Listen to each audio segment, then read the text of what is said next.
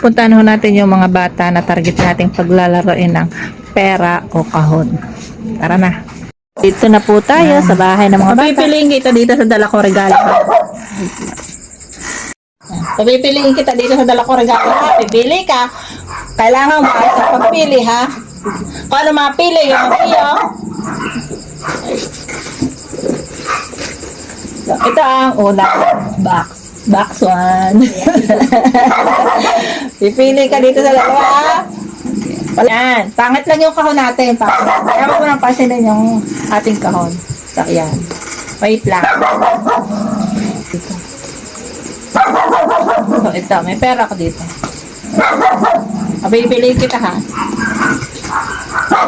Yan. Pera o kahon? Ha? Pera o kahon? Pera o kahon? Ha? Pera o kahon? Ha? Sagot! Ano? Pipili ka? Kahon. Kahon. Sure ka na sa kahon? Pera o kahon? Kahon. Sigurado ka sa kahon. O, sige, pili ka sa kahon. Kung alin kahon ang gusto mo. Pili ka. Kung alin kahon ang gusto mo.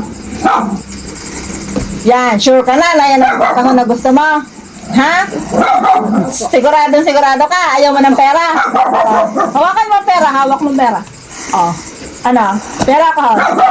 Kahon. Kahon. Sigurado ka yan ang gusto mo kahon. Sige. Sigurado ka, ha? Yan ang gusto mo kahon? O, sige. Ano kaya naman lang? Sure ka, ha? O, sige. Open na natin ang kahon na napili ni Ace. Ano napili mong kahon? Ano naman ang napili mong kahon? Ano naman? Ha? Hello. Ano naman? Ano yun? Tinanong ka na kung sigurado ka na. Ha? Makita mo kay nanay mo. Napili mong kahon.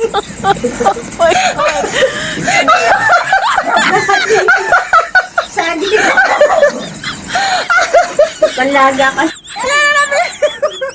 Tinabo na. Ang kahon mong hindi napili, tinawa ng kahon mo. Di ba? Pinili mo kasi maganda ang labas, hindi ang pangit ang labas. Tingnan mo yung kahon na hindi mo napili. So, yan. Tingnan mo yung kahon mong hindi napili. So, nag-iisip ka. Dahil hindi pera pinili mo, itatago ka na. Hindi pera pinili mo, eh. So, yan. Tatago na natin itong pera natin. Hindi pinili ni Ace. So, bubuksan naman mo ang kahon na hindi pinili ni Ace. Buksan mo. Yung kahon na hindi mo pinili. Kaya mo lang mabigat is agad. Yeah, binubuksan na kahon ni Ace, hindi niya napiling box.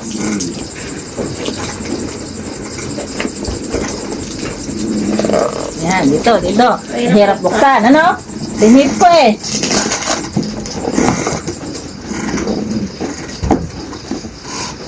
Ay, sa mga napili yung kahon.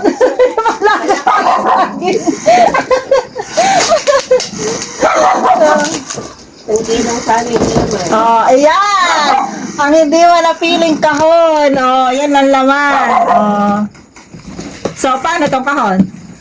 Kanino ko na ito ibigay? Kay nanay na lang. Hindi na sa iyo. Kay nanay. Dahil yung nanay ang nanalo. Dahil ikaw yung pinili sa saging. Bigay mo kay nanay. Dahil hindi ka nanalo at birthday din naman ni nanay mo. Di kay nanay mo yan. Pa-birthday natin. Yung hindi napiling kahon. Kaya, kayang hindi napili. Ang malaga naman siya sa akin. Dismayado siya.